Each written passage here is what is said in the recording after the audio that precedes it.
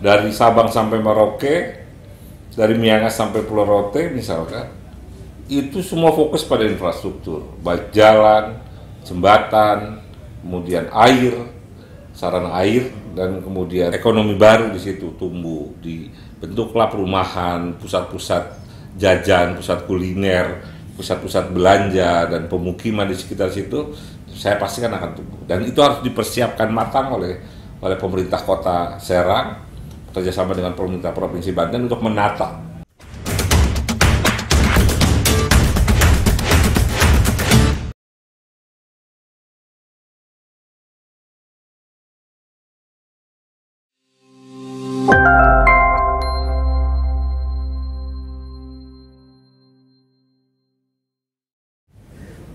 Buka ya. Assalamualaikum warahmatullahi wabarakatuh. Bertemu lagi dengan saya Yadi Jaya Santika dalam podcast Kabar Banten TV. Kali ini kerjasama dengan Praksi Nasdem. Sesuai dengan namanya Praksi Nasdem. Tamu kita kali ini adalah anggota Komisi 4 dari Praksi Nasdem DPRD Provinsi Banten, Pak Ali Nurdin Abdul Ghani. Iya, siap. Assalamualaikum warahmatullahi wabarakatuh. Sehat Pak? Alhamdulillah. Seger Pak. Punya penjabat gubernur? Iya. Ya, pokoknya selama bisa bekerja sama, saya kira akan baik-baik saja. Oh gitu ya. Pak, kita tahu bahwa tadi disampaikan kita Banten sudah ditunjuk ya penjabat gubernur Banten menggantikan Pak WH dan Pak Andika yang sudah berakhir masa jabatannya per 12 Mei kemarin. Ada beberapa catatan soal pembangunan yang tentu salah satu yang paling banyak katakanlah ramai gitu di masyarakat dan terlihat mungkin ya itu adalah infrastruktur. Di akhir masa jabatan Pak WH bahkan masih sempat meresmikan stadion. Ya, BIS. Banten International Stadium. Bukan school Pak ya. Nah Pak, bagaimana Bapak melihat soal catatan-catatan pembangunan di era Pak WH dan Pak Andika? Ya. Pertama, kami atas nama fraksi Nasdem PSI menyampaikan ucapan terima kasih kepada Pak WH dan Pak Andika AA ya, selain yang sudah bekerja selama 5 tahun masa jabatan sebagai Gubernur dan Wakil Gubernur Banten masa periode 2017-2022, dan ucapan selamat kepada Pak Al Mukhtabar sebagai pejabat Gubernur sampai dengan pilkada yang akan datang. Walaupun soal pilkada yang ditunda panjang ini menjadi catatan juga kita. Ucapan selamat, mudah-mudahan bisa bersinergi menjalankan tugas sebagai pejabat gubernur secara baik sehingga program-program kerja pemerintah Jokowi Ma'ruf Amin bisa terimplementasikan di Provinsi Banten. Kenapa bicara begitu? Karena visi misi WH Andika sudah selesai, seluruh kegiatan, dan kemudian program kerja RPJMD juga sudah selesai 5 tahun. Maka pejabat sekarang ini selain menyelenggarakan pemerintahan secara administrasi juga adalah pembangunan yang mengacu kepada pemerintah pusat, dalam hal ini Presiden Joko Widodo dan Kiai Ma'ruf Amin sebagai presiden dan wakil presiden. Dan provinsi sebagai panjangan tangan dari pemerintah pusat. Dan kebetulan provinsi adalah wakil pemerintah pusat di daerah, itu adalah provinsi. Untuk itu, berkaitan dengan infrastruktur menjadi perhatian penting bagi WH Andika dalam menjalankan pemerintahannya, dan kita bersyukur bahkan ada yang pembangunan infrastruktur yang bersifat monumental. Jadi sehingga membuat mata masyarakat Banten melirik, melihat, bahkan ada yang melotot. Mungkin saja banyak yang terkagum-kagum dengan beberapa prestasi itu, apalagi diekspos secara masif gitu ya, sehingga apapun itulah misalkan motivasinya dan tujuannya, yang pasti bahwa itu adalah real, ada dan dibangun. Tinggal bagaimana menatanya, bagaimana kemudian melanjutkan kayak seperti jembatan Bogeg yang terlebar di Indonesia, Itu kemudian lanjutannya flyover di rel kereta, kemudian pelebaran sampai Polda, dari Polda sampai ke apa namanya? Ya kalau saya catat ada 3 di tahun ini Pak ya, Baros gitu ya, Badan Bogek sama Boru. Kalau melihat itu Pak, Pak Al juga Pak penjabat maksudnya punya beban untuk melanjutkan itu. Gitu. Ya harus. Jadi visi misi Presiden Jokowi itu terhadap infrastruktur juga besar. Dari Sabang sampai Merauke, dari Miangas sampai Pulau Rote misalkan, itu semua fokus pada infrastruktur, baik jalan, jembatan, kemudian air, sarana air, dan kemudian sarana transportasi lainnya, bandara, terminal, pelabuhan, semua menjadi perhatian. Itu juga bahkan tol. Provinsi Banten ya. Nah, kalau maka Pak Al harus mengimplementasikan itu visi misi presiden dalam bentuk kegiatan-kegiatan tahun perubahan 2022 dan murni 2023 harus diimplementasikan untuk kegiatan-kegiatan bersifat infrastruktur. Belanja infrastruktur harus juga prioritas lain yang sudah menjadi amanat undang-undang seperti kesehatan, pendidikan. Kan itu sudah amanat pendidikan. Pak, kalau gitu bicara tentang jalan provinsi mungkin ya. Nah, infrastruktur bagaimana hadirnya Provinsi Banten di kabupaten kota? Kalau kita lihat masih banyak di kabupaten kota yang infrastrukturnya tertinggal gitu. Ya. Nah, bagaimana Pemprov di masa penjabat Pak Al Muktabar ini bisa hadir di memperbaiki itu? Ya gini, ada peningkatan status jalan, ya itu aja dipercepat. Jadi ada beberapa dari Kabupaten Serang, dari Pandeglang, dari Lebak, dari Kota Serang. Nah, itu segera diproses menjadi status jalan provinsi. Ambil alih ya. Iya, peningkatan status istilahnya, dan segera kita tangani. Dan masih banyak penanganan walaupun kita sisa 2%. Itu banyak yang perlu pelebaran jalan, yang perlu dilebarkan, perlu flyover karena kepadatan. Aktivitas kendaraan makin tinggi. Makin tinggi, seperti di Sumarekon. Keluar pintu tol Serpong udah macet luar biasa kan di jam-jam tertentu. Maka di situ perlu flyover, perlu bekerja sama dengan pemerintah pusat. Bagaimana agar itu bisa terwujud terlaksana. Nah, kemudian keluar Bitung, keluar Bitung arah Cikupa, keluar Bitung arah Jatake, itu luar biasa. Itu harus segera ditangani. Keluar Belaraja dan lain sebagainya. Itu juga harus menjadi perhatian kita bersama, menyelesaikan persoalan-persoalan transportasi, menyelesaikan persoalan-persoalan infrastruktur jalan dan jembatan di Provinsi Banten. Apalagi kan kalau kita lihat Banten yang posisinya strategis ya, artinya ketika kemudian aktivitas mobilitas masyarakat semakin tinggi, maka infrastruktur menjadi hal yang sangat prioritas. Oh iya dong, harus. Nah Pak, kalau dilihat dari progres capaian Pak WH Andika, Bapak seperti apa melihatnya termasuk dalam porsi APBD Pak? Nah, APBD kita ada yang sudah harus menjalankan perintah undang-undang. 20% pendidikan, 10% kesehatan. Setelah itu baru kita melihat prioritas di daerah kita. Nah, tapi porsi belanja infrastruktur harus besar, termasuk lingkungan, jalan-jalan lingkungan maksudnya. Termasuk prasarana masyarakat, MCK, air bersih dan lain sebagainya. Itu harus menjadi prioritas. Selain pertanian tentunya, peningkatan ekonomi. Karena kalau infrastruktur sudah baik, sudah bagus, itu ekonomi otomatis akan meningkat. Maka berdirilah pusat-pusat ekonomi, pertumbuhan ekonomi baru dan lain sebagainya. Luar biasa nanti akan muncul. Seperti itu.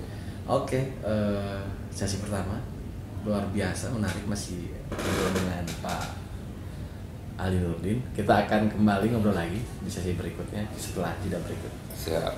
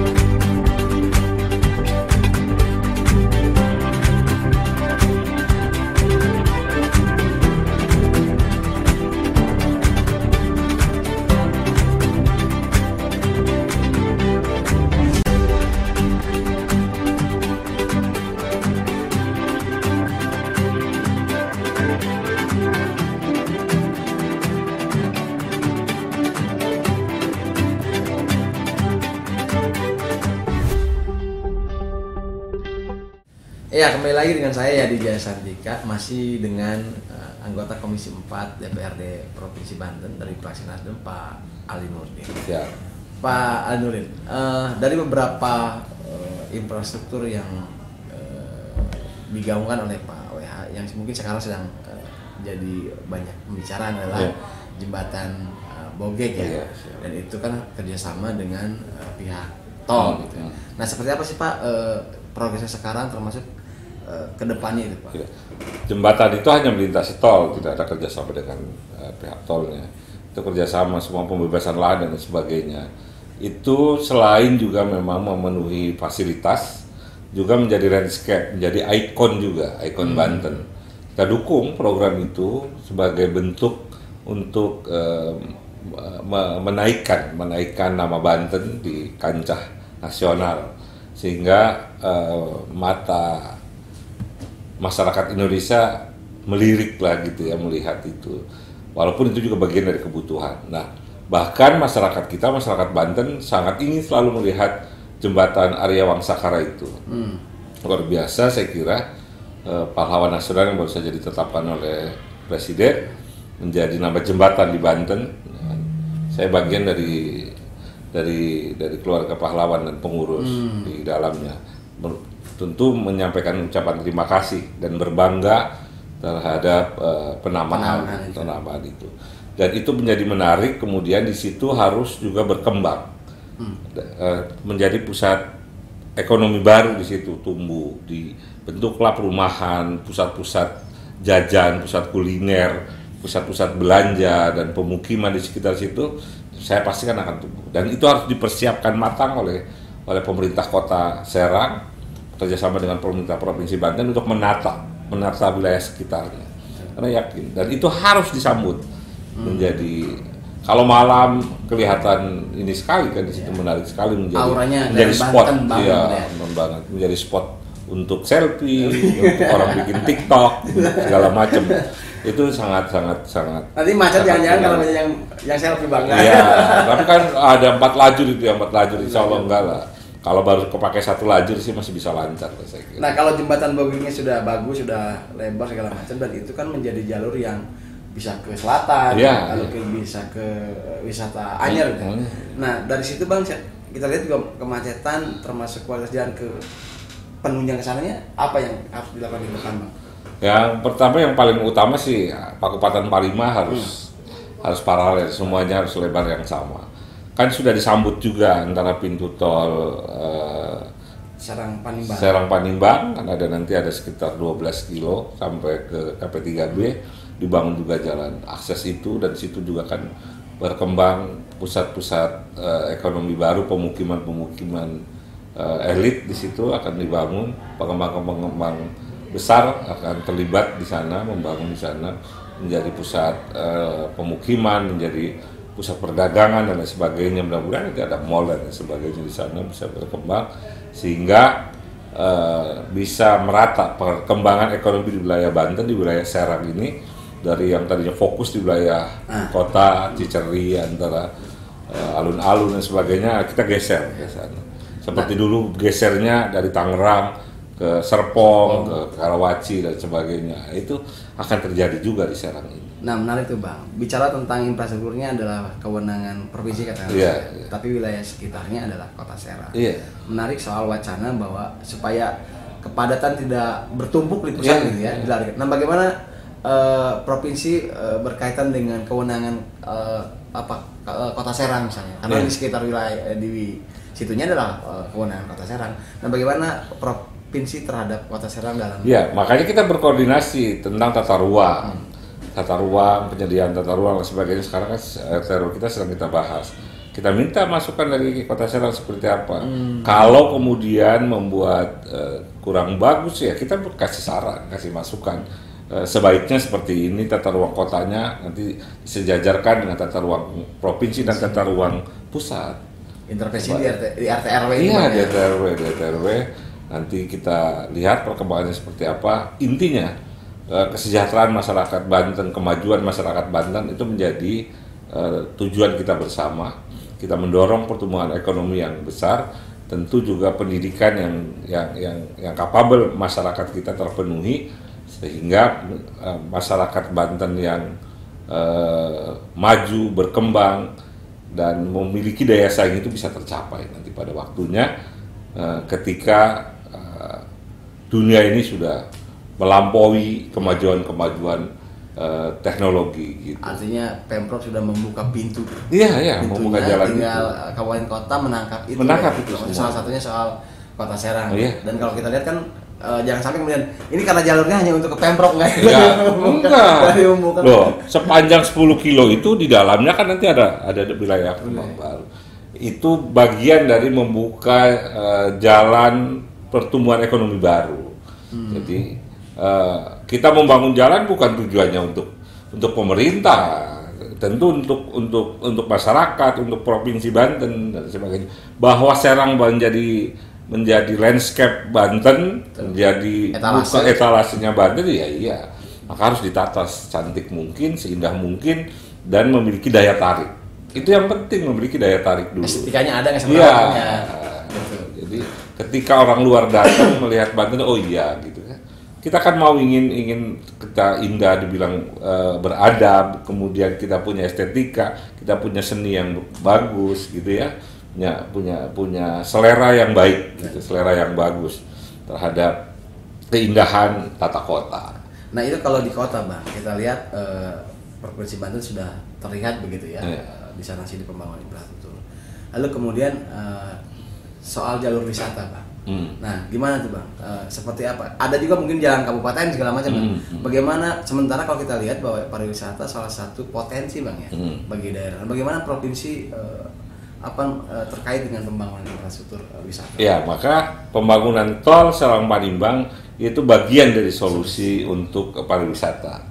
Pariwisata alam kita lebih besar kan di wilayah barat dan wilayah selatan. Itu sangat luar biasa indahnya alam kita, alam Banten, sehingga menarik bahkan budaya seperti wilayah Baduy dan sebagainya. Selain juga religi di Banten lama. Nah, itu harus terfasilitasi. Maka kita dorong pada pemerintah pusat segera diselesaikan pembangunan tol itu bagian. Lebaran kemarin kan macet luar biasa. Nah, bagaimana jalan-jalan alternatif itu kita buka semuanya. Jalur alternatif kan jalan Palima, Pasar Teneng udah mulus semua kan, udah beton. Nah, kita di Pandeglang yang melalui yang ke arah Carita, ya kan, itu luar biasa. Kita buka juga. Nah, di beberapa jalur Ciomas yang menuju ke sekolah polisi itu dari mana? Sekolah polisi? Mandalawangi. Nah, jalan Mandalawangi dari Ciomas Mandalawangi, dari Pandeglang Mandalawangi dan ke Carita. Itu semua akses kita harus buka semuanya, dan kemudian kita antisipasi juga pintu-pintu tol juga harus dilakukan penataan dan perbaikan dan penyempurnaan jalur-jalur yang menjadi akses ekonomi dan akses wisata. Gitu. Makin menarik. Ya. Kita akan bahas lagi di sesi terakhir soal bagaimana infrastruktur Banten termasuk terkait dengan pengelolaannya. Kita akan jeda dan kembali setelah berikut.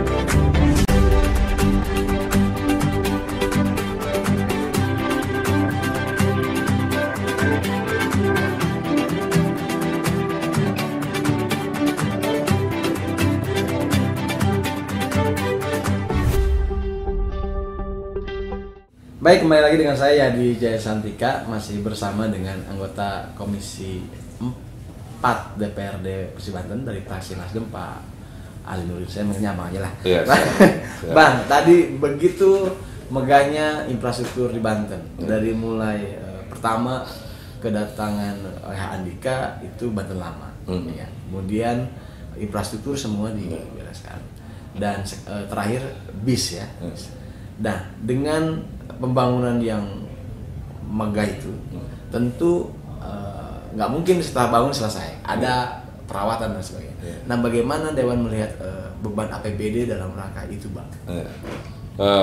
Biaya pemeliharaan itu di setiap Pemda, bahkan pemerintah pusat selalu ada. Misalkan jalan, kita ada 4 UPT, ada UPT Pandeglang, Lebak, Serang, Cilegon, dan Tangerang Raya. Nah, itu tugasnya adalah memelihara jalan. Ada juga UPT sungai, danau, dan lain sebagainya. Termasuk pemeliharaan bis itu dikelola secara mandiri di Dinas Parkir. Nah, kalau Banten Lama udah kita kembalikan ke Kota Serang, ya, kita dorong Kota Serang. Kalau kebutuhannya adalah untuk memelihara Banten Lama diperlukan besar, perlu bantuan provinsi, ya kita paling bantuan keuangan, bantuan keuangan dan Banprop dari melalui Kota Serang. Nah, kemudian itu semua harus menjadi concern. Yang namanya jangankan pemerintah, rumah aja kita kan perlu biaya pemeliharaan. Nah, pasti pemerintah semua sudah kita siapkan. Semua sudah disiapkan untuk pemeliharaan jalan, pemeliharaan gedung-gedung, pemeliharaan sarana umum dan lain sebagainya kita sediakan semuanya. Nah, tinggal bagaimana partisipasi masyarakat juga memelihara aset-aset milik masyarakat, karena kita kan prinsipnya mengelola aset milik masyarakat, milik pemerintah adalah milik masyarakat, karena sarana umum pajak yang kita ambil itu kan untuk sarana prasarana umum. Gitu. Iya, kita kan hanya mengelola saja, pemerintah mengelola. Dan tugas DPR kan cuma 3, menganggarin, budget, pengawasan, sama undang-undang bikin aturan. Nah, Bang, kalau kita lihat perjalanan Persib Banten yang mungkin sekarang sudah berapa tahun nanti saya lupa? 22 tahun sebentar lagi. 5 bulan lagi. Dengan pencapaian sekarang, Abang melihatnya seperti apa? Ya, saya kira berpisahnya Banten dari Jawa Barat memiliki dampak yang signifikan positif, sehingga karena memberi pelayanan lebih dekat, karena tujuan pemerintahan dimekarkan, pembentukan daerah baru misalkan adalah mendekatkan pelayanan kepada masyarakat, kan salah satunya, dan rentang kendali yang lebih pendek dibanding oleh Jawa Barat. Nah, itu semuanya sudah mengalami hal-hal yang positif dalam proses Banten sebagai daerah otonom baru yang insya Allah 22 tahun sebentar lagi ini, dan perkembangan pembangunan, pertumbuhan ekonomi dan lain sebagainya juga ikut terdongkrak, ikut terdorong seperti itu. 22 tahun remaja udah terbilang cantik segini, Bang? Iya, udah dikawinin kalau perempuan.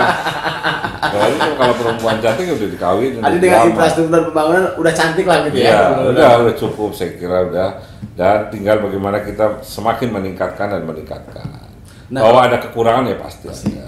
Nah, kalau kita lihat, Bang, dengan biasanya begini, Bang, pengganti itu akan dibanding-bandingkan dengan sebelumnya. Oh iya, pasti kalau itu. Nah, makanya pengganti itu harus punya daya jangkau yang lebih dari yang sebelumnya, baik kapasitas pemikiran, program, kinerja, seluruh kapasitas harus lebih dari pendahulu-pendahulunya.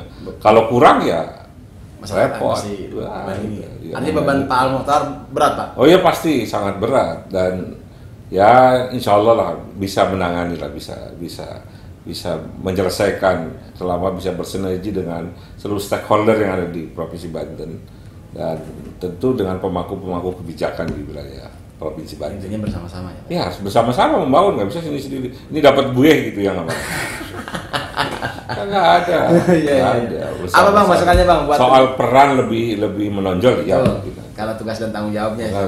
Apa nih, Bang, pesan untuk penjabat gubernur terkait dengan Jabat gubernur yang sekarang adalah pertama, pastikan bahwa visi misi pemerintah pusat harus bisa terrealisasi di Provinsi Banten, dan kemudian program kerja yang sudah dilaksanakan oleh pemerintahan sebelumnya PH Andika harus juga dilanjutkan dan kemudian ditingkatkan, bahkan harus ada langkah-langkah strategis untuk membangun wilayah ini.